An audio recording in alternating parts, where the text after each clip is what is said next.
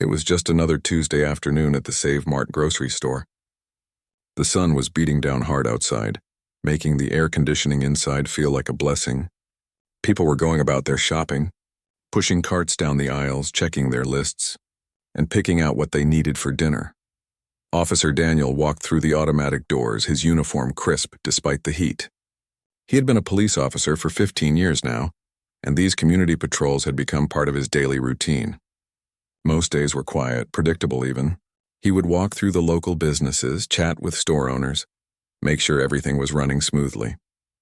It was the kind of work that didn't make headlines, but it mattered. The store was busy but not crowded. Near the entrance, an elderly couple was carefully examining tomatoes, squeezing them gently to check for freshness. A young mother pushed a cart with a toddler sitting in the front. The little boy happily munching on a cookie his mom had probably given him to keep him quiet. Two teenage boys stood near the soda display, laughing about something on one of their phones. Daniel nodded at familiar faces as he walked. Mrs. Peterson from the bakery section waved at him. He had helped her last month when some kids had been causing trouble near her car. The store manager, a friendly man named Tom, walked over with a smile and handed Daniel a cup of coffee. "Quiet day today, officer?" Tom asked. "Seems like it," Daniel replied, taking the coffee gratefully. "Just making my rounds." "Well, we appreciate it. Makes everyone feel safer having you around." Daniel chatted with Tom for a few minutes about nothing important. The weather mostly. How hot it had been this summer. Whether it might rain soon. Normal everyday conversation. After a while, Daniel thanked him for the coffee and continued walking through the store. He passed the cereal aisle where a woman was comparing prices between two boxes, trying to figure out which was the better deal. In the frozen food section, a man was loading his cart with pizzas, probably stocking up for the week. Everything seemed perfectly normal. Just another day in a small town where nothing much ever happened. But Daniel had learned something important during his 15 years on the force. The most dangerous situations often looked normal at first. He had trained himself to notice small things, details that other people might miss. A person standing too stiffly, someone whose eyes darted around too much, the way someone held their shoulders when they were scared or hiding something. As he walked past the produce section, something made him pause. He couldn't quite put his finger on it. It was just a feeling, a tiny alarm bell ringing in the back of his mind. His instincts had saved lives before, and he had learned to trust them. He took another sip of his coffee and kept walking, but slower now. His eyes scanned the store more carefully. Most of the shoppers looked relaxed, going about their business without a care in the world. But somewhere in this ordinary scene, something felt off. Daniel moved toward the back of the store where the toy section was located. A few kids were there with their parents, pointing excitedly at action figures and dolls. Their voices carried across the aisle, full of that pure joy that only children have when they see something they really want. "Please, Mom. I've been so good this week." "We'll see, honey. Let's finish our shopping first." These were the sounds of normal family life. Parents trying to balance their budgets with their children's wishes. Kids negotiating for toys they probably didn't need but desperately wanted. It was a scene that played out in grocery stores everywhere, every single day. But as Daniel rounded the corner near the toy aisle, that feeling grew stronger. Something wasn't right. He couldn't see anything obviously wrong yet, but his gut was telling him to pay attention, to look closer, to not just walk away and assume everything was fine. He slowed his pace even more, pretending to look at some items on a nearby shelf. In reality, his eyes were taking in everything around him. Every person, every movement, every detail. Years of training and experience had taught him that the difference between helping someone and missing an opportunity could come down to just a few seconds of paying attention. The coffee in his hand was getting cold, but he barely noticed. His focus had shifted completely now. He was no longer just a police officer doing a routine patrol. He was a protector, alert and ready, even though he didn't yet know what he was watching for. Other shoppers passed by him, oblivious to his heightened awareness. They saw just a police officer standing in the aisle, maybe taking a break, maybe deciding what to buy. They had no idea that his mind was working quickly, processing information, looking for the thing that had triggered his instinct. And then, near the toy section, he saw her, a little girl, maybe 7 or 8 years old. At first glance, there was nothing unusual about her. She was looking at the toys like any other child might, But something about her caught his attention and wouldn't let go. Daniel's training kicked in fully now. He didn't stare directly at her. Instead, he kept his body language casual, like he was just browsing the store. But his eyes were watching carefully, trying to understand what had drawn his attention to this particular child. The girl wasn't smiling. That was the first thing he noticed. Most kids in the toy section were excited, happy, begging their parents for things. But this girl's face was blank, almost carefully neutral. Like she was trying very hard not to show any emotion at all. There was a man standing next to her. Tall, thin, probably in his 40s. He kept shifting his weight from one foot to the other, his eyes constantly moving toward the exits. His hand rested on the girl's shoulder, but it wasn't a gentle, protective touch. It looked controlling, possessive. Daniel set down his coffee cup on a nearby shelf. His full attention was now on the girl and the man. Every muscle in his body was tense, ready to act, but he forced himself to stay calm and observe. Rushing in without understanding the situation could make things worse, especially if a child was involved. The girl's clothes were clean, but they looked worn and a bit too small for her. Her hair needed brushing, and her shoes were scuffed and tight-looking. None of this proved anything by itself. Plenty of families struggled financially. Plenty of kids wore hand-me-downs or outgrown clothes. But combined with everything else he was seeing, with that feeling in his gut that wouldn't go away, Daniel knew he needed to keep watching. Something was wrong here. He could feel it in his bones. He reached slowly for his radio, keeping his movements natural and unhurried. Whatever was happening, he was going to find out. This little girl had caught his attention for a reason, and he wasn't going to walk away until he understood why. Daniel pretended to examine a display of camping gear while keeping the little girl in his peripheral vision. He had to be careful. If this was an innocent situation, he didn't want to scare a child or offend a parent. But if something was wrong, he needed to be ready to act quickly. The man bent down and said something to the girl, his voice too low for Daniel to hear. The girl nodded slowly, her eyes fixed on the floor. There was something about the way she held herself that bothered Daniel. She seemed small, not just because she was a child, but like she was trying to take up as little space as possible. Then the man's phone rang.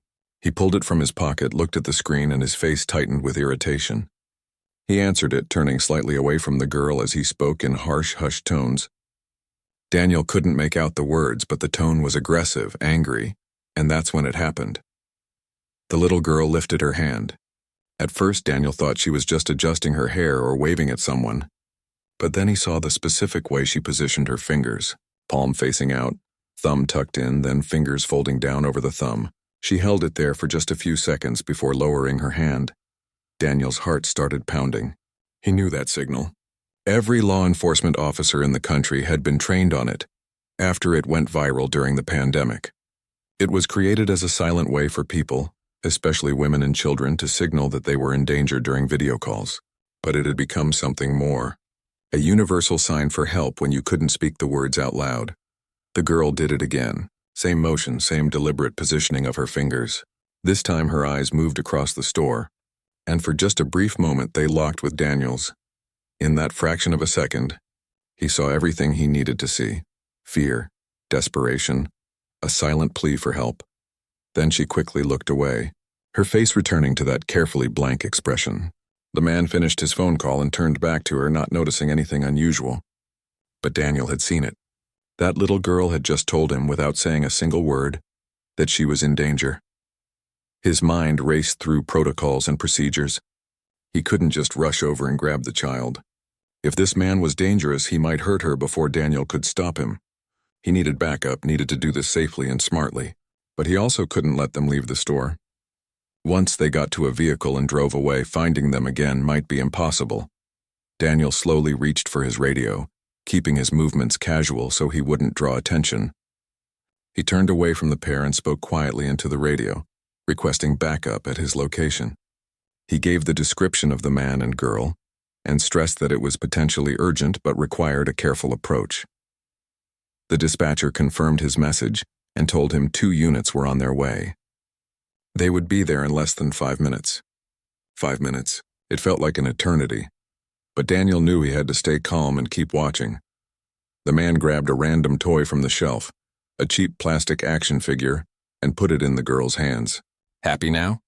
he said loud enough for nearby shoppers to hear. It sounded forced, like he was performing the role of a caring adult. The girl clutched the toy but didn't smile. She just nodded again. They started moving toward the front of the store. Daniel followed at a distance, pretending to shop. He picked up random items without really seeing them, his entire focus on the pair ahead of him. Other shoppers moved between them, blocking his view occasionally, and each time his anxiety spiked. He couldn't lose sight of them. Near the checkout area, the man pulled out a wallet and selected a lane. Daniel positioned himself at a nearby display of magazines, watching.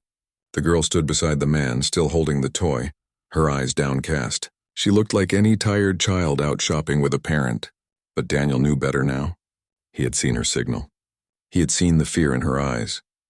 As they waited in line, the man kept glancing around the store nervously. His body language screamed guilt to anyone trained to recognize it. The way he kept touching the girl's shoulder, as if to remind her he was there.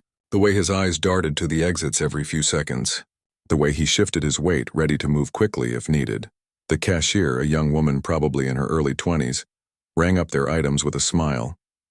The toy, a box of crackers, 2 bottles of water, and then something that made Daniel's stomach drop. A roll of duct tape. Why would someone need duct tape on a quick shopping trip with a child? His mind immediately went to dark places, to the kind of things he had seen in his years on the force that he wished he could forget. The man paid with cash, stuffing the bills quickly into the cashier's hand and waving away the change. He was in a hurry now. Something had spooked him, or maybe he just wanted to get out of the public space as quickly as possible. He grabbed the plastic bag with one hand and the girl's arm with the other, pulling her toward the exit. Daniel's backup still hadn't arrived. He couldn't wait any longer. If they got to their vehicle and drove away, this little girl might disappear forever. He had to do something. Had to stall them somehow without escalating the situation into something dangerous. He quickened his pace, moving to intercept them before they reached the parking lot. His hand instinctively moved to his belt, feeling for his radio, his handcuffs, making sure everything was in place. Years of training were taking over, his body moving almost automatically while his mind calculated the best approach. The automatic doors slid open, and the man pulled the girl outside into the harsh afternoon sunlight. The parking lot was fairly full, cars scattered across the asphalt, heat waves rising from the black surface. Perfect cover for someone trying to disappear into a vehicle and drive away. Daniel followed them through the doors, his eyes scanning the lot for his backup. Where were they? They should be here by now. He couldn't see any police vehicles, couldn't hear any sirens. He was on his own, at least for the moment. The man was walking quickly now, almost dragging the girl toward a section of the parking lot where older vehicles were clustered. The girl stumbled, her 2 small shoes making it hard to keep up with his pace, but he didn't slow down. He just gripped her arm tighter and kept moving. Daniel made his decision. He couldn't let them reach that car. Whatever happened next, he had to stop them now. He called out, his voice firm but not yet aggressive. "Excuse me, sir.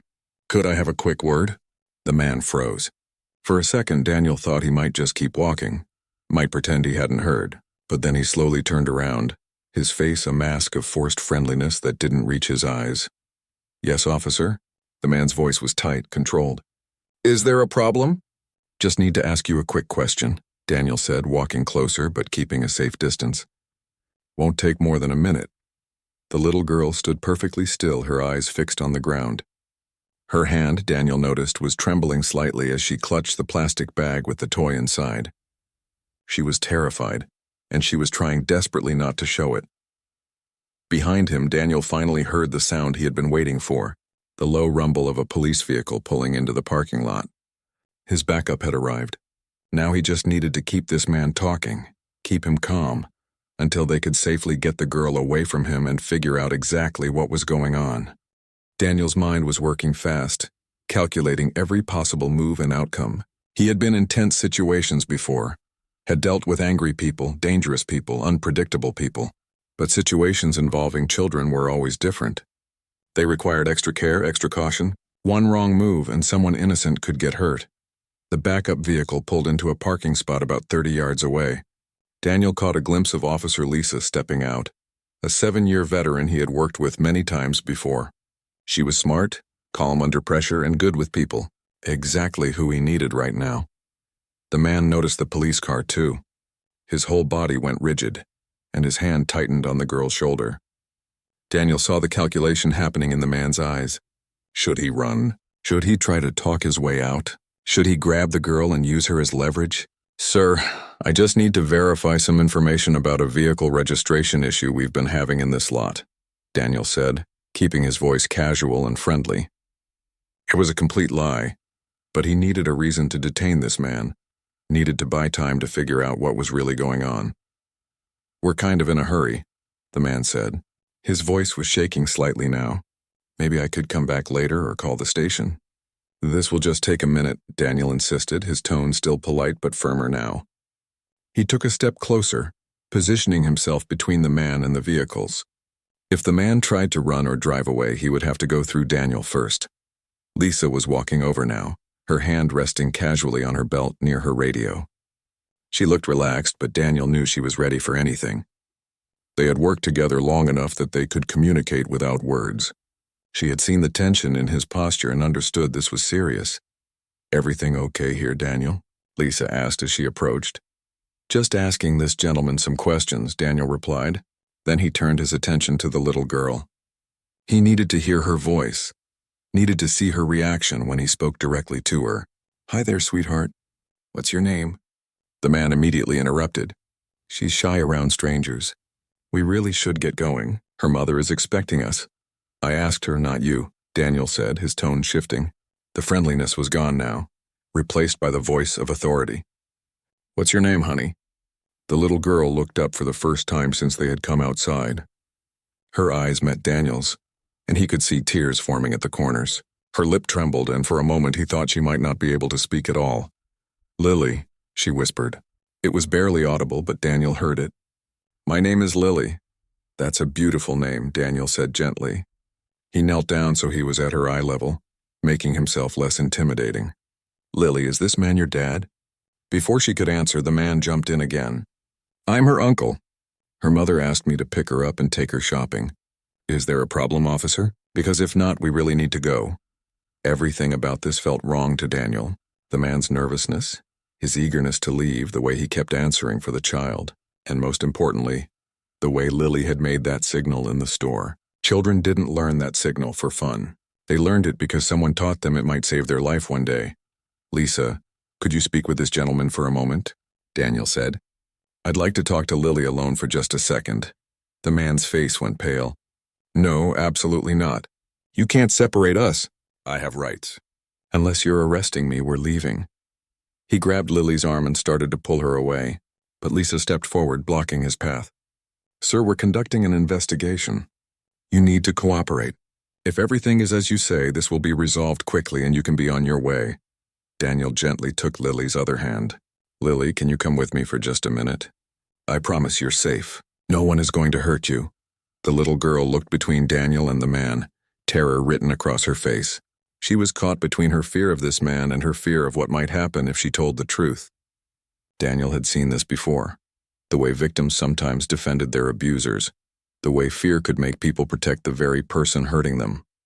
It's okay, Daniel said softly. You're very brave. I saw what you did in the store. That took courage. You can be brave again now. Something in his words seemed to break through. Lily's eyes widened slightly. She realized he had understood her signal, had seen her asking for help. She wasn't alone anymore.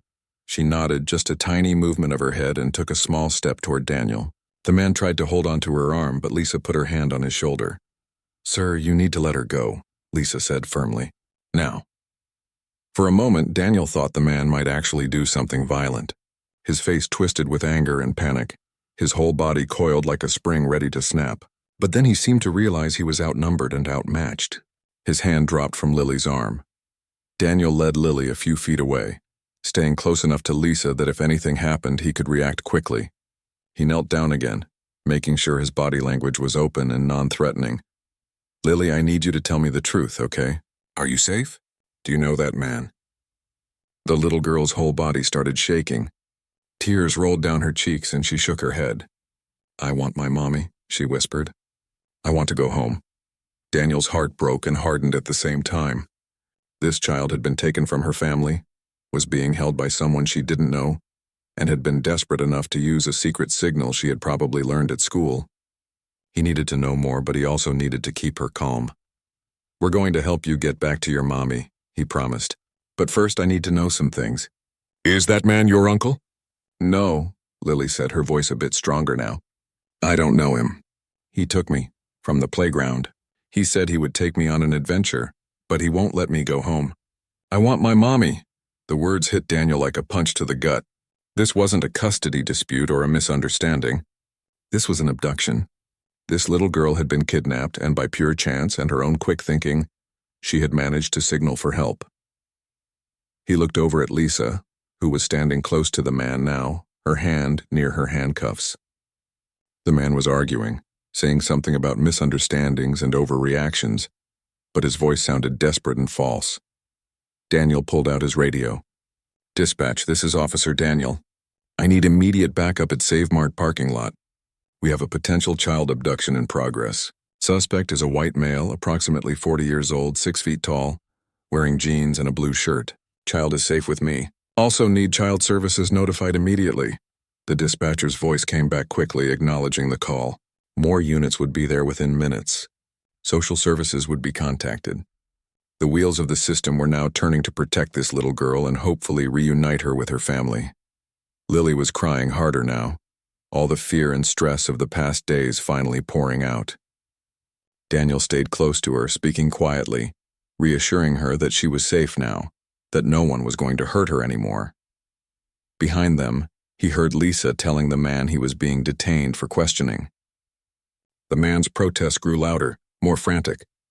He was demanding a lawyer, claiming this was all a mistake, trying everything he could to talk his way out of what was happening, but it was too late for that. Daniel had seen the signal. He had listened to Lily, and now, this man was going to have to answer some very serious questions about why he had a little girl who wasn't his, who didn't know him, and who desperately wanted to go home to her mother. 2 more police vehicles pulled into the parking lot, their lights flashing. Officers jumped out ready to assist. The situation was under control now, but Daniel couldn't shake the cold feeling running through him. What if he hadn't been there? What if he hadn't seen Lily's signal? What if she hadn't remembered that hand gesture from a school assembly or video? He looked down at the little girl beside him, still crying but safe now, and silently thanked whatever instinct had made him pay attention today. This little girl's nightmare was almost over. Now they just needed to get her home. The parking lot of Save Mart had transformed from a quiet suburban scene into a full law enforcement operation. 4 police vehicles now surrounded the area, their lights casting red and blue flashes across the cars and concrete. Shoppers coming out of the store stopped and stared, some pulling out their phones to record what was happening. Officer Lisa had handcuffed the man and was reading him his rights. He had stopped his frantic protests and now stood in angry silence, his jaw clenched tight. Every few seconds his eyes would dart toward Lily, and each time they did, Daniel would position himself more firmly between them. That man would never get close to this child again. A police sergeant arrived, a veteran named Robert who had been with the department for 25 years. He quickly assessed the situation, spoke briefly with Lisa and Daniel, and then radioed for a detective to come to the scene. This was bigger than a simple patrol incident now. This was a potential kidnapping case, and it needed to be handled by investigators who specialized in these crimes. Daniel stayed with Lily, who had stopped crying, but was still trembling. She kept clutching the plastic bag with the toy inside, her knuckles white from gripping it so hard. He wanted to take her somewhere more comfortable, maybe back inside the store where they could sit down in the manager's office, but he also didn't want to move her until Child Protective Services arrived. She needed to be with someone trained to handle traumatized children. "Lily," Daniel said gently, "can you tell me how long you've been with that man?" The little girl thought for a moment, her face scrunched up in concentration. "I don't know. A long time. I slept 2 times, 2 nights. This child had been missing for at least 2.5 days, maybe 3. Daniel's mind raced with questions. Had her parents reported her missing? Was there an Amber Alert? How had she been taken without anyone noticing? "Where did he take you from?" Daniel asked. "The playground. The one near my school." Mommy was in the bathroom and I was on the swings. He came over and said Mommy sent him to get me because she was sick. I thought maybe it was true because I didn't see Mommy anywhere. Fresh tears started rolling down her cheeks, but then he took me to his car and we drove far away. He wouldn't let me call Mommy. He said she didn't want me anymore. Daniel felt rage building in his chest. This man had manipulated a child's trust, had lied to her about her own mother abandoning her. It was psychological torture on top of the physical abduction. He took a deep breath, forcing himself to stay calm and professional. Lily needed him to be steady right now, not angry. Your mommy does want you, Lily, I promise you that. She's been looking for you, and she's going to be so happy when we call her. Really? Lily's eyes lit up with hope. She really wants me back? Absolutely. Mothers always want their children. Always. That man lied to you about everything. A white van pulled into the parking lot with Child Protective Services written on the side. A woman in her 50s stepped out carrying a bag and wearing an ID badge. Her name was Patricia, and she had kind eyes that reminded Daniel of a grandmother. She had probably done this job for decades, had probably seen every terrible thing that could happen to a child. Patricia walked over slowly, not wanting to startle Lily. Hi there, sweetheart. My name is Patricia. Is it okay if I sit with you for a little while? Lily looked at Daniel, uncertainty in her eyes. He nodded encouragingly. Patricia is here to help. She's really nice and she'll stay with you while we figure out how to get you back to your mommy. The girl nodded slowly. Patricia sat down on the curb next to her, keeping a respectful distance but close enough that Lily could feel her presence. She started talking in a soft voice, asking simple questions, giving Lily time to warm up to her. Detective William arrived shortly after, a sharp-eyed investigator in his 40s who specialized in crimes against children. Daniel briefed him on everything that had happened, from spotting the signal in the store to Lily's confirmation that she had been taken from a playground. Good catch, William said quietly. Most people wouldn't have noticed that signal. You might have saved this kid's life. They walked over to where Lisa was standing with the suspect, who was now sitting in the back of a patrol car. William opened the door and crouched down, studying the man's face. What's your name? William asked. The man stared straight ahead, refusing to make eye contact. I want a lawyer. That's your right, William said calmly. But whether you talk or not, we're going to find out everything. We're going to search your vehicle. Search wherever you've been staying, talk to witnesses. The little girl has already told us what happened. So you can help yourself by cooperating, or you can stay silent. Either way, the truth is coming out. The man's face twitched, but he still said nothing. William stood up and closed the door, then walked back to Daniel. We need to find out who she is and contact her family. Can you stay with her while I start making calls? Daniel nodded. He walked back over to where Patricia and Lily were sitting. The child seemed calmer now, Patricia's gentle presence helping her feel safer. A thought occurred to Daniel. Lily, do you know your phone number? Your home phone or your mommy's cell phone? Lily's face brightened. I know Mommy's number. She made me memorize it in case I ever got lost. She recited the numbers carefully, concentrating hard to get them right. Daniel wrote them down and handed the paper to William, who immediately pulled out his phone and stepped away to make the call. The next few minutes felt like hours. Daniel watched as William spoke into his phone, his expression serious. Then suddenly William's whole posture changed. He was nodding, speaking quickly, and Daniel could see the relief on his face even from a distance. William walked back over, and there was a slight smile on his usually stern face. Her name is Lily Anderson. She's 8 years old. She was reported missing 3 days ago from Riverside Park. Her mother has been out of her mind with worry. We've had search parties, volunteers, news coverage, everything. We're contacting the mother now. She's about 40 minutes away, but she's coming immediately. Lily had been listening, and at the mention of her mother coming, she started crying again. But these were different tears. These were tears of relief and joy and overwhelming emotion. Patricia pulled her into a gentle hug, letting the girl cry into her shoulder. Your mommy is coming, sweetheart, Patricia said softly. She's on her way right now. She loves you so much and she can't wait to see you. Daniel felt his own eyes getting wet. In 15 years of police work, he had seen too many sad endings, too many cases where they arrived too late or never found the victim at all. But today was different. Today a little girl was going home. They moved Lily inside the store to the manager's office where she could wait comfortably and away from the curious stares of bystanders. Tom, the store manager, brought her a juice box and some cookies. She sat in a big office chair, her feet dangling above the floor, looking tiny and fragile but safe. Outside, investigators were already processing the suspect's vehicle. They found disturbing items that Daniel didn't want to think about. Maps, duct tape beyond what he had purchased, zip ties, and a duffel bag with clothes that suggested this man had been planning to keep Lily for a long time. William pulled Daniel aside. "We're running his information now. This guy has a record. Priors for attempted abduction in 2 other states. He's been on watch lists but managed to stay under the radar, until today." "What would have happened if no one had noticed?" Daniel asked quietly. William's face was grim. "Nothing good. This guy is dangerous. He's done this before and he would have done it again." "But you stopped him. That little girl is alive because you paid attention and because she was brave enough to signal for help." Back in the office, Lily was starting to look exhausted. The adrenaline was wearing off, and the reality of what she had been through was setting in. Patricia stayed close, talking to her about simple things like her favorite color and what grade she was in at school. Anything to keep her mind occupied until her mother arrived. Daniel checked his watch. 20 more minutes until Lily's mother would be there. 20 minutes until a family was reunited. 20 minutes until a nightmare finally ended. He thought about that hand signal, that simple gesture that had changed everything. Someone had taught Lily that signal at school, or she had seen it in a video. Maybe they never thought she would need to use it. Maybe they thought it was just good information to have just in case, but today, that just in case had saved a life.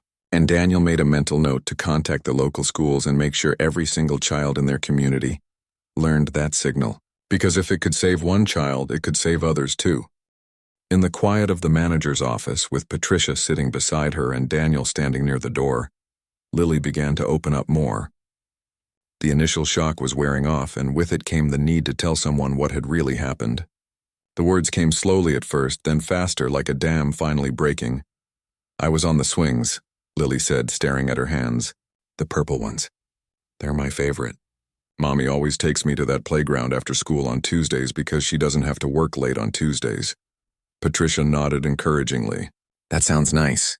Your mommy must love spending time with you." "She does. We get ice cream sometimes too if I've been good." Lily's voice got quieter. "I was being good that day. I was staying right where she could see me. But then she said she needed to use the bathroom, and I should stay on the swings and not talk to strangers. I promised I would." Daniel could see where this was going, and his heart ached for this child who had tried to do everything right but still ended up in danger. Predators knew how to exploit those brief moments when children were vulnerable, when parents let their guard down for just a minute. "I kept swinging, really high, trying to touch the sky with my feet," Lily continued. "Then that man came over. He was smiling and he seemed nice. He said, 'Your mommy sent me to get you. She fell in the bathroom and hurt herself really bad. We need to go to the hospital right now.' I got so scared. I didn't want mommy to be hurt." Patricia reached over and gently touched Lily's hand. "That must have been very frightening. He said we had to hurry. I looked around for mommy, but I couldn't see her. I thought maybe she was still in the bathroom and maybe she really was hurt. So I got off the swings and went with him. He walked really fast to the parking lot and put me in his car." The little girl's voice cracked. "But we didn't go to a hospital. We just kept driving and driving. I asked where mommy was and he said she was meeting us there. Then he said she was at home resting. Then he said lots of different things. I started crying and asking to go home and he got really mad." Daniel exchanged a glance with Patricia. This was textbook predator behavior. Lie to gain trust, isolate the victim, and then use fear and control to keep them compliant. This man had probably done this before, maybe many times. The thought made Daniel's stomach turn. "He took me to a motel," Lily said. "It was dirty and smelled bad. He made me stay in the room all the time. He said if I tried to leave or scream, he would hurt mommy. He said he knew where she lived and he had friends watching her. I was so scared that his friends would hurt her if I didn't do what he said." "That must have been terrifying," Patricia said softly. "But you were so brave, Lily. You survived and you found a way to ask for help." Lily nodded, wiping her eyes. "On the second day, I remembered something from school. Last month, a police officer came to talk to our class about safety. She showed us videos and taught us things. One of the videos showed a hand signal that people could use if they were in trouble but couldn't talk. The police officer made us all practice it. Daniel felt a surge of gratitude for whoever had given that safety presentation. That officer probably gave dozens of those talks to hundreds of children, never knowing if any of them would remember or need the information. But for Lily, it had been a lifeline. I practiced the signal in the bathroom when he wasn't looking, Lily said. I was scared I would forget how to do it right. I kept thinking that if I ever got a chance, if someone who could help was around, I would try to signal them. But he almost never let me go anywhere. He mostly kept me in the motel room. What made him take you to the store today? Daniel asked gently. He said we were going on a trip far away. He needed to get some supplies first. He told me that if I did anything wrong, if I talked to anyone or tried to run, he would know and bad things would happen. But when we got to the store and I saw you in your uniform, I thought maybe this was my only chance. Maybe if I could signal you, you would understand and help me. The little girl looked up at Daniel with wide eyes, but I wasn't sure you saw it. I was so scared. I did it twice and I tried to look at you, but then he turned around and I had to pretend everything was normal. I thought maybe you didn't notice. I thought maybe I did it wrong. You did it exactly right, Daniel assured her. The moment I saw that signal, I knew you needed help. You were incredibly brave, Lily. Most adults wouldn't have the courage to do what you did. Lily started crying again, this time with what looked like relief. I just wanted to go home. I wanted my mommy. I wanted to sleep in my own bed and see my toys and play with my friends. He kept saying Mommy didn't want me anymore, that she was glad I was gone. But I didn't believe him. I know my mommy loves me. She absolutely does, Patricia said firmly, and she's on her way right now. You're going to see her very soon. Detective Williams stepped into the office holding a tablet. His face was serious, but there was satisfaction in his eyes. Lily, I've been talking to the police in other cities. We think this man has done this before to other children. You helping us catch him today means he can't hurt anyone else. You're a hero. Lily looked confused. But I was scared the whole time. Heroes aren't scared. Being brave doesn't mean you're not scared, Daniel explained. It means you're scared, but you do the right thing anyway. That's exactly what you did. You were terrified, but when you had a chance to ask for help, you took it. That's real courage. William pulled up something on his tablet. We found his motel room. He had cameras set up, which is how he kept such close watch on you. We found maps, multiple sets of fake IDs, and evidence that suggests he's been planning this for months. He selected that playground specifically because he had been watching it, learning the patterns of families who went there. The systematic nature of the crime was chilling. This wasn't a crime of opportunity. This was a calculated, planned abduction by someone who had clearly done this before and had every intention of doing it again. The good news, William continued, is that we now have all of that evidence. His car, his motel room, everything. Plus, you're safe and you can tell us exactly what happened. This man is going to prison for a very long time. Lily looked down at the toy still in her hands, the cheap plastic action figure that the man had grabbed to maintain his cover story. He bought me this toy to make people think he was a nice uncle taking his niece shopping. Patricia gently took the toy from her. You don't have to keep that. We can get you new toys, good toys that come from happy memories instead of scary ones. Can I have my stuffed rabbit when I get home? Lily asked. I sleep with him every night. I missed him so much. Of course you can, Patricia said. I bet your rabbit missed you too. Through the office window, Daniel could see the parking lot. The suspect's car was now surrounded by crime scene tape, investigators photographing everything and carefully bagging evidence. The man himself had been taken away to the station for processing. He would be charged with kidnapping, child endangerment, and probably a dozen other crimes. Given his prior record, he would likely never see the outside of a prison again. Lily yawned, exhaustion finally catching up with her. The adrenaline that had kept her going was completely gone now, leaving her drained and tired. Patricia found a blanket in a supply closet and wrapped it around the little girl's shoulders. Try to rest for a few minutes, sweetie, Patricia said. Your mommy will be here soon and then you can rest as much as you want at home. But Lily didn't want to close her eyes. What if it's a dream? What if I close my eyes and wake up back in that motel room? Daniel knelt down beside her chair. It's not a dream, Lily, this is real. You're safe now. That man can never hurt you again, and your mommy really is on her way. I promise you this nightmare is over. The little girl studied his face, trying to decide if she could trust these promises. Finally, she nodded slowly. Okay, but can you stay here? I don't want to be alone. I'm not going anywhere, Daniel promised. I'll be right here until your mommy arrives. Outside, the sun was starting to get lower in the sky. It had been hours since Daniel had first walked into Save Mart for a routine patrol. He had expected a quiet, boring afternoon. Instead, he had been part of something that would probably be the most important thing he did in his entire career. He thought about all the small decisions that had led to this moment. His decision to trust his instincts when something felt wrong, his knowledge of that hand signal, his choice to act rather than assume everything was fine. Any one of those things going differently, and Lily might still be in that man's control, heading toward an uncertain and terrifying future. But instead, she was here, safe and warm and wrapped in a blanket, waiting for her mother.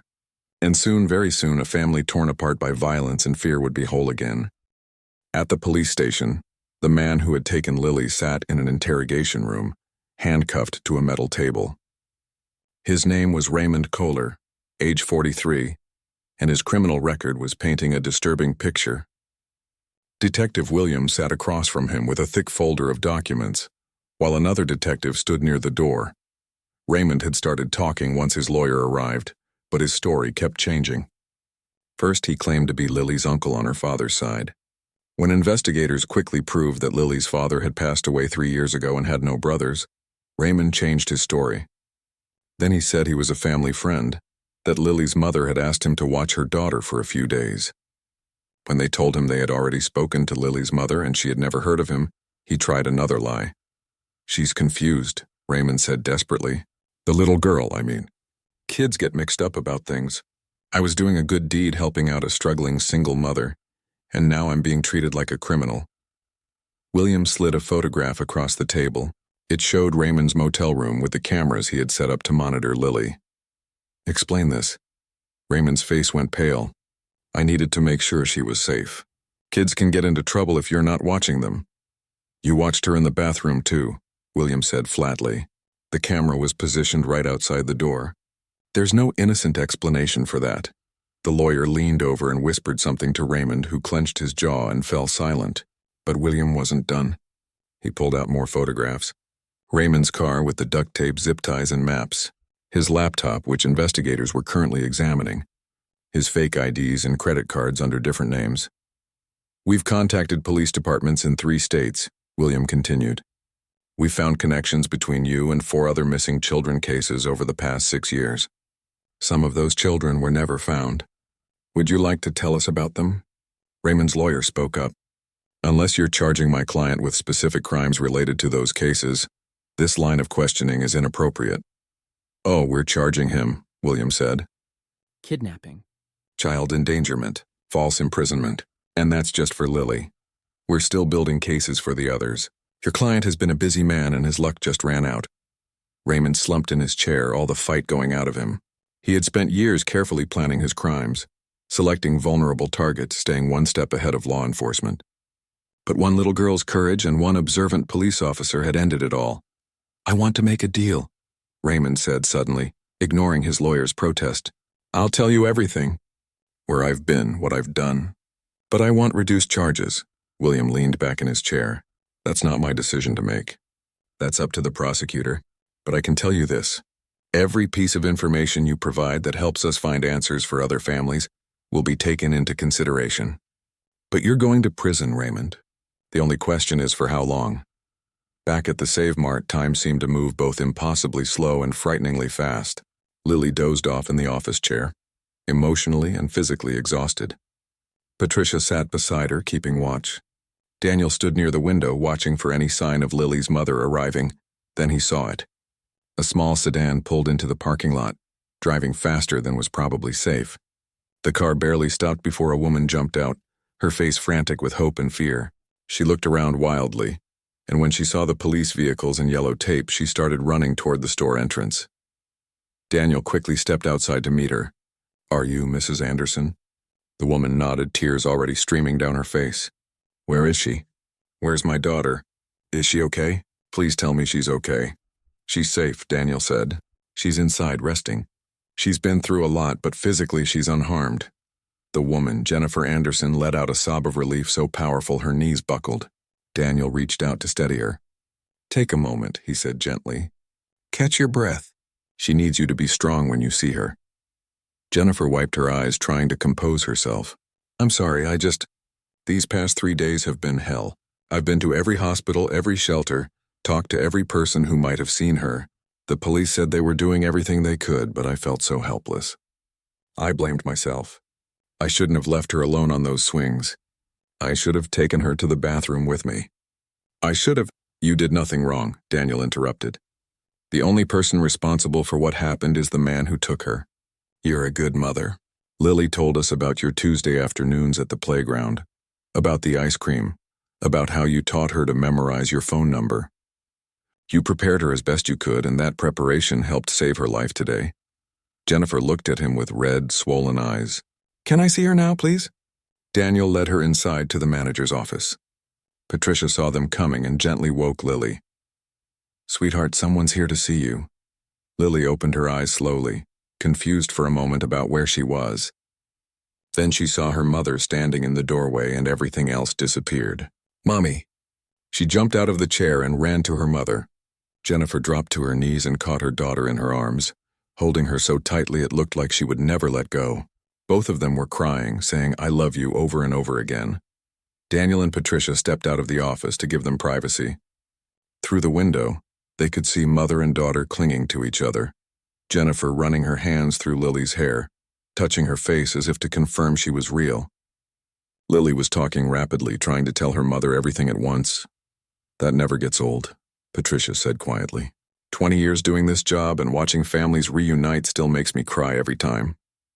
Daniel nodded, his own throat tight with emotion. "Makes all the hard days worth it." A few minutes later, Jennifer came out with Lily holding her hand. The little girl looked different now, more relaxed, the fear finally starting to drain from her face. Having her mother back had changed everything. "Officer," Jennifer said, "I don't know how to thank you. If you hadn't been there, if you hadn't noticed—" She couldn't finish the sentence, the thought too horrible to speak out loud. "Thank Lily," Daniel said. "She's the brave one. She remembered what to do and she had the courage to ask for help. That took incredible strength." Jennifer looked down at her daughter with pride and love. "Where did you learn that hand signal, baby?" "Officer Amy came to our school," Lily said. "She taught us about stranger danger and what to do if we're ever in trouble. I didn't think I would ever need it, but I'm really glad I remembered." Daniel made a mental note to find out which officer had done that school presentation and thank her personally. That one safety talk had saved a child's life. It was a powerful reminder of how important community outreach and education could be. Detective William appeared, having come from the station. "Mrs. Anderson, I'm Detective William. I'm so glad your daughter is safe. We're going to need to speak with both of you in the coming days. Get formal statements, walk through some evidence. But for tonight, we just want to make sure Lily gets checked out by a doctor and then gets home to rest." "Of course," Jennifer said. "Whatever you need. I'll cooperate fully. I just want to take my baby home." An ambulance had been called to give Lily a medical examination. The paramedics were gentle and thorough, checking her for injuries while her mother held her hand. Apart from some bruises on her arm where Raymond had gripped her too tightly, she was physically fine. The psychological scars would take longer to heal, but with time and therapy and her mother's love, she would recover. As the sun began to set, Jennifer and Lily finally prepared to leave. Lily was wrapped in her mother's jacket, still clutching the blanket Patricia had given her. She paused before getting in the car and turned back to Daniel. "Thank you for seeing my signal," she said quietly. "Thank you for helping me." Daniel knelt down one more time. "Thank you for being brave enough to make it. You saved yourself today, Lily, remember that. You're stronger than you think." Lily hugged him quickly, then climbed into the car with her mother. As they drove away, Daniel watched until the car disappeared from view. The parking lot was finally clearing out. The crime scene investigators had finished their work. The yellow tape was coming down. The store would open normally tomorrow, and most people would never know that something extraordinary had happened here today. But Daniel would remember. And so would Lily.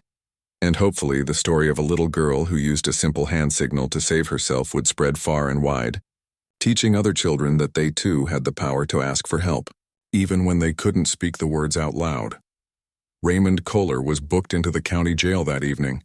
held without bail due to the severity of the charges and his flight risk.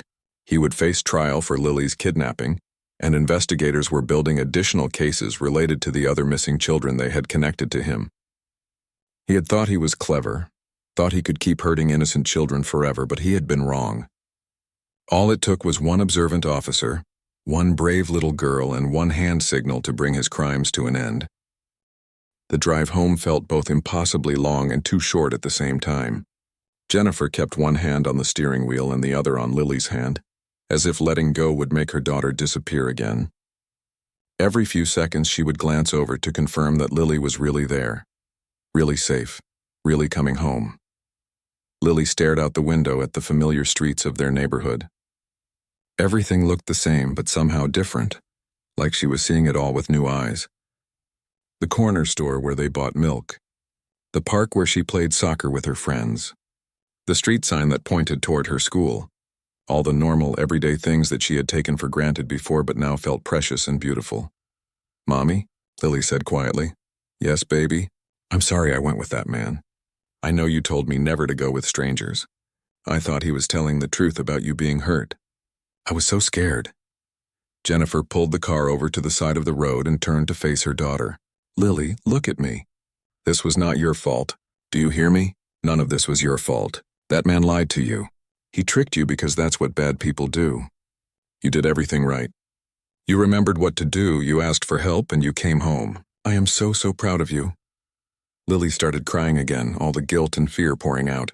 Jennifer unbuckled both their seatbelts and pulled her daughter into her lap, holding her tight and rocking her gently like she used to do when Lily was a toddler having a nightmare. "I thought I'd never see you again," Jennifer whispered into her daughter's hair. "I thought I'd lost you forever. Every hour you were gone felt like a year. I couldn't eat, couldn't sleep. All I could think about was you and whether you were safe and whether I'd ever get to hold you again." They sat there for a long time, parked on the side of the road, just holding each other and crying. Other cars drove past, their occupants probably wondering what was wrong, not knowing they were witnessing a miracle of reunion and survival. Finally, Jennifer pulled herself together. "Let's go home, sweetheart. Your room is exactly how you left it. Your stuffed rabbit is waiting for you on your bed, and I think we have some ice cream in the freezer." Lily managed a small smile. "The chocolate kind?" "Of course the chocolate kind. Your favorite." When they pulled into the driveway of their small house, Lily noticed something was different. The front porch was covered in flowers, balloons, and cards. Their neighbors had clearly heard the news that she was coming home. Mrs. Chen from next door was sitting on her own porch, and when she saw the car pull up, she stood and waved, tears visible even from a distance. Jennifer helped Lily out of the car and they walked together to the front door. The house smelled like home. That specific scent that every house has, made up of familiar cooking and laundry detergent and just life lived together. Lily breathed it in deeply, feeling something tight in her chest finally start to relax. Her stuffed rabbit was indeed waiting on her bed, propped up against the pillow. Lily ran to it and grabbed it, burying her face in its soft fur. She had missed this rabbit so much, had cried for it during those long, scary nights in the motel room. "I'm home," she whispered to the rabbit. "I'm really home." Jennifer stood in the doorway, watching her daughter reconnect with her room, her things, her safe space. The room was a typical 8-year-old's room, with posters of animals on the walls, a shelf full of books, a small desk with art supplies scattered across it. Jennifer hadn't touched anything while Lily was gone. She couldn't bear to straighten up, couldn't bear to admit that her daughter might not come back to mess it up again. "Are you hungry, baby? I can make you anything you want," Lily thought for a moment. "Can we have pancakes? I know it's dinner time, but I really want pancakes." "Pancakes it is. Chocolate chips?" "Yes, please." They went to the kitchen together, Lily carrying her stuffed rabbit and refusing to let go of her mother's hand. Jennifer started mixing the batter while Lily sat at the kitchen table, the same table where they had eaten breakfast together 3 mornings ago, before everything had changed. As Jennifer cooked, her phone started buzzing with messages. Friends and family who had heard the news were reaching out, asking if it was true, expressing their joy and relief, offering to help in any way they could. Jennifer's sister sent a message saying she was coming over first thing in the morning. Her best friend offered to bring groceries. The principal of Lily's school sent a message saying they were ready to provide whatever support Lily needed when she was ready to return to school. The pancakes were ready, stacked high with chocolate chips melted into them. Jennifer poured 2 glasses of milk and sat down across from her daughter. They ate together in comfortable silence, just being together, just existing in the same space again. After dinner, Jennifer ran a bath for Lily, adding extra bubble bath just because she could. Lily played with the bubbles while Jennifer sat on the bathroom floor keeping watch. She knew she was probably being overprotective, knew that she couldn't hover over Lily every second for the rest of her life, but tonight she just needed to be close, needed to know her daughter was safe. When Lily was clean and dressed in her favorite pajamas, the ones with stars on them, Jennifer tucked her into bed. She had already decided she would be sleeping on the floor next to Lily's bed tonight. Maybe for many nights. She wasn't ready to let her daughter out of her sight yet. "Mommy, will you tell me a story?" Lily asked. It was their nightly ritual, something they did every single night before bed. Jennifer had missed this so much, had lain awake in Lily's empty room thinking about all the stories she would never get to tell if her daughter didn't come home. "Once upon a time," Jennifer began, her voice soft and soothing. "There was a brave little girl who was stronger than she knew. She made up a story about a princess who got lost in a dark forest but found her way home by following the stars." Lily's eyes started to droop as she listened, her breathing slowing down, her body finally relaxing after days of constant fear and tension. "Mommy?" Lily murmured, half asleep. "Yes, baby? Can you sleep in here tonight?" "I don't want to be alone." "I was already planning on it," Jennifer said. "I'm going to be right here all night." "You're safe now, Lily. You're home and no one is ever going to take you away from me again." Lily's eyes closed fully and within minutes, she was asleep. But it wasn't a peaceful sleep. She twitched and whimpered, clearly having bad dreams. Each time she did, Jennifer would reach up and stroke her hair, whisper soothing words, remind her even in sleep that she was home and safe. Jennifer had been told by the victim advocate at the police station that Lily would need therapy, that the trauma of what she had been through wouldn't just disappear overnight. There would be nightmares, anxiety, fear of strangers, possibly fear of being left alone. The healing process would take time, maybe months or even years, but they would get through it together. Jennifer would find the best therapist she could afford. She would rearrange her work schedule to be home more. She would do whatever it took to help her daughter heal and feel safe again. Around midnight, Jennifer's phone buzzed with a text from Detective William. "Just wanted to let you know that Raymond Kohler has been formally charged and will be held without bail. He's confessed to involvement in 3 other cases. Your daughter's bravery today has helped bring closure to other families. She's a hero." Jennifer typed back a simple thank you, then put her phone away. She didn't want to think about that man anymore, didn't want to give him any more of her mental energy. He had taken 3 days of their lives. He wouldn't get any more than that. She made herself comfortable on the floor next to Lily's bed using a pillow and blanket. She was exhausted, running on pure adrenaline and emotion, but she didn't want to sleep. She just wanted to watch her daughter breathe, watch her chest rise and fall, confirm with her own eyes that Lily was really here, really alive, really home. Lily stirred in her sleep, reaching out her hand. Jennifer took it gently, squeezing it 3 times. It was their secret signal, something they had done since Lily was a toddler. 3 squeezes meant "I love you." Lily squeezed back, still mostly asleep, 3 times in response. Jennifer closed her eyes and let the tears flow freely. They were tears of relief, gratitude, joy, and also grief for what her daughter had endured. But mostly they were tears of hope. Hope that they would heal, hope that the nightmares would eventually fade, hope that one day this would just be a scary memory that made them both appreciate the ordinary, beautiful moments of everyday life even more. Outside, the neighborhood was quiet. Stars were visible in the clear night sky, the same stars that Jennifer had looked at every night Lily was gone, wondering if her daughter could see them too, wondering if she would ever bring her baby home. But now Lily was home, safe in her own bed, holding her stuffed rabbit, sleeping under the glow-in-the-dark stars on her ceiling. The nightmare was over. Tomorrow would bring new challenges, therapy appointments, police interviews, and the long road of healing. But tonight, they were together.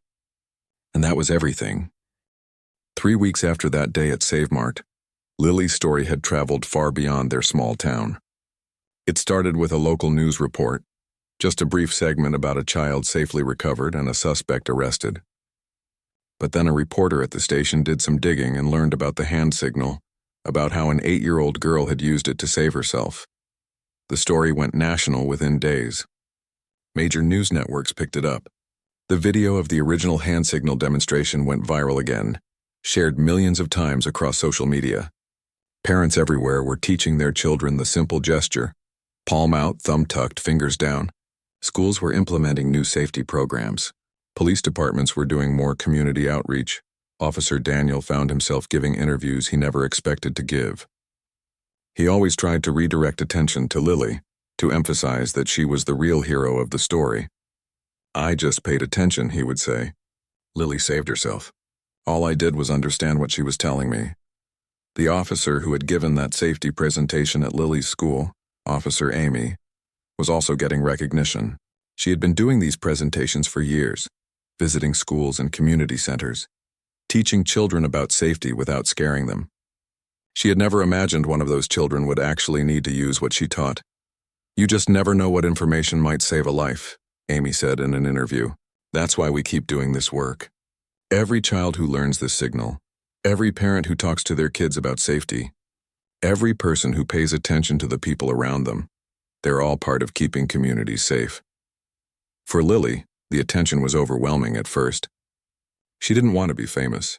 She just wanted to be a regular kid again, but her mother helped her understand that by sharing her story, she might help protect other children. That gave Lily a sense of purpose, helped her feel like something good could come from something so terrible. She started therapy twice a week with Dr. Sarah Martinez, a child psychologist who specialized in trauma. The sessions were hard sometimes. Lily had to talk about things she wanted to forget, had to work through fears and anxieties that woke her up at night. But slowly, gradually, she started to heal. The nightmares became less frequent. The fear of being separated from her mother started to ease. She learned coping strategies for when she felt anxious or scared. And most importantly, she learned that what happened to her didn't define her. She was not a victim. She was a survivor. 4 months after her rescue, Lily felt ready to return to school. Her classmates welcomed her back with cards and drawings. Her teacher had worked with Dr. Martinez to create a plan that would help Lily readjust without drawing unwanted attention. They treated her like any other student, which was exactly what Lily wanted. But she was different now in some ways. She noticed things other kids didn't notice. She paid attention when someone seemed uncomfortable or scared. And when a new student started at their school, a quiet boy who seemed nervous and withdrawn, Lily made an effort to befriend him. She remembered what it felt like to be scared and alone, and she didn't want anyone else to feel that way. One afternoon, several months after her rescue, there was a special assembly at the school. Officer Amy was there along with Officer Daniel. They had come to do another safety presentation, but this time it was different. This time Lily stood with them at the front of the auditorium. She was nervous, her hands shaking as she held the microphone. Her mother sat in the front row, giving her an encouraging smile. Daniel stood beside her, ready to support her if she needed it. "Hi, everyone," Lily said, her voice small at first but growing stronger. "My name is Lily, and I want to tell you about something important." She told her story. Not all the scary details, but enough. She explained how learning about safety in school had saved her life, how remembering one simple hand signal had brought her home, how being brave didn't mean not being scared. It meant doing the right thing even when you were terrified. "I hope none of you ever need to use this signal," Lily said. "But if you do, I hope you'll remember it. And I hope that if you see someone else using it, you'll help them, just like Officer Daniel helped me." The auditorium was completely silent. Students and teachers alike were captivated by this 8-year-old girl who had survived something unthinkable and was now standing in front of them, teaching them how to stay safe. When she finished speaking, the applause was thunderous. Kids stood up. Teachers wiped tears from their eyes, and Lily felt something shift inside her. She had taken her worst experience and turned it into something that might help others. That gave her power over what had happened. It didn't erase the trauma, but it gave it meaning. After the assembly, several students came up to talk to her. One girl, probably in 5th grade, had tears in her eyes. "My dad isn't nice to my mom sometimes," she whispered. If things get really bad, I'm going to remember that signal. Lily looked at the girl seriously. You should tell a teacher or another trusted adult right now. You don't have to wait until things get really bad. They can help you. The girl nodded and went to talk to a counselor who was supervising the assembly. Lily watched her go, feeling proud that she had helped someone already. Raymond Kohler's trial took place 10 months after his arrest. Thanks to his confession and the overwhelming evidence against him, he pleaded guilty to all charges in exchange for avoiding the death penalty. He was sentenced to multiple life sentences without the possibility of parole. Jennifer and Lily didn't attend the sentencing. They had already given their statements to the court, and they didn't want to give that man any more of their time or energy. The important thing was that he would never hurt another child again. The other families connected to Raymond's crimes finally got some answers. 2 missing children were found, though tragically not alive. But their families at least had closure, could finally lay their children to rest. 1 other child was located in a different state, having been sold to people who were also arrested. That child was returned to their family, beginning their own long journey of healing. Life slowly returned to a new kind of normal for Lily and Jennifer. They still had their Tuesday afternoons together, but now they went to different places. The old playground held too many painful memories. Instead, they found a new park across town, one with purple swings that reminded Lily of the ones she loved, but didn't carry the weight of that terrible day. Jennifer had to make adjustments at work, negotiating a more flexible schedule so she could be more present for Lily. Her boss, who had followed the news coverage, was understanding and supportive. Money was tighter, but Jennifer didn't care. No amount of money was worth missing time with her daughter. A year after the rescue, on the anniversary of that day, the local community organized an event. It wasn't meant to be a celebration of trauma, but rather a recognition of survival, courage, and the power of community awareness. They called it See Something, Say Something Day. The event featured safety demonstrations, information booths from various organizations that helped children and families, and testimonials from people whose lives had been touched by Lily's story. Officer Daniel was there, as was Officer Amy. Patricia from Child Protective Services came, along with Detective William and many others who had played a role in bringing Lily home. Lily attended with her mother, feeling nervous but also proud. She had come so far in a year. The shy, traumatized girl who had been rescued from that parking lot had grown into someone stronger, someone who understood that terrible things could happen, but that healing was possible. A journalist who had been following Lily's story approached Jennifer during the event. Your daughter has inspired an entire movement, she said. Child safety organizations have reported a significant increase in awareness. Parents are talking to their kids more. Teachers are implementing new programs. And we've heard of at least a dozen other cases where someone recognized that hand signal and called for help. Lily's courage that day has created a ripple effect that's saving lives. Jennifer looked over at her daughter, who was laughing with some friends from school near the face painting booth. She looked like a normal, happy kid. The nightmares had mostly stopped. The anxiety was manageable. The fear was fading. She was healing. She's remarkable, Jennifer said softly. Every day I'm amazed by her strength. She went through something that would break many adults, and she's not just surviving, she's thriving. She's using what happened to her to help others.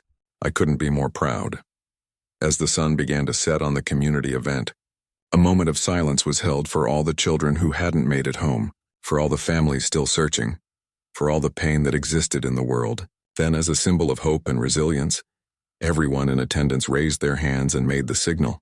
Hundreds of hands, all making the same gesture, all saying silently, I see you. I hear you. I will help you. Lily stood between her mother and Officer Daniel, her small hand raised with everyone else's. She thought about that day in the store, about how scared she had been, about how she almost didn't make the signal because she wasn't sure anyone would understand. But someone had understood. Someone had seen her silent cry for help and had acted on it. That night, as Jennifer tucked Lily into bed, her daughter asked a question she hadn't asked before.